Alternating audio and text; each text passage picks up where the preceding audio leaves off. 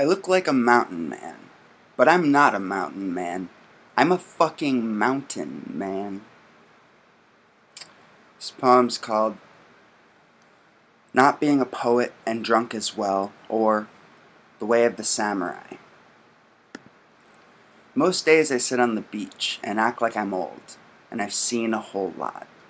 This is the way of the bodhisattva, or the way of the samurai, or something like that. Either way, you have to picture yourself as dead every single day. And while I don't quite understand what that means exactly, I remember how my knees used to tremble when you were near, and how I could sense your presence from a far-off distance. And because I heard once that of all the senses, smell and memory are most connected, I know you could never be too far. Because there are so many things that remind me of you. When I think hard enough, you appear before my eyes. But it's bad when one thing becomes two, and that's part of the way of the samurai as well. And it reminds me of that old Zen proverb that it's the sides of the mountain that sustain life, not the top. And I think that goes to show what I mean. There were cosmic vibrations that surrounded us when we kissed, and I shake all day thinking of that mystic bliss we once shared when we were together, and how sacred I hold those memories now.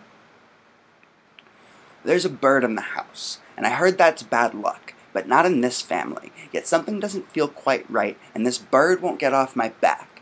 Things always haven't been normal, and nor will they ever be.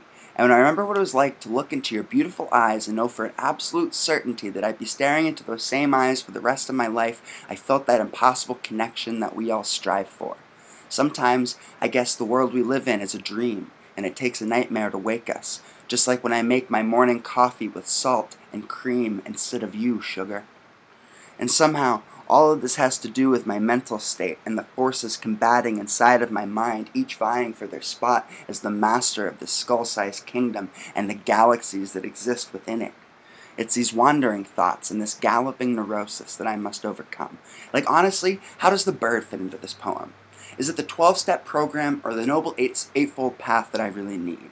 And when will we get to spend our days, in thousands of lovely ways, waking up at the same time, staring into each other's eyes, singing simple lullabies, letting my tongue do the talking and my lips do the walking? I want to read you like a book in Braille. Wake up without warning, cavorting, though yawning, waiting to see what kind of coffee life pours us in the morning, and how we're going to take it.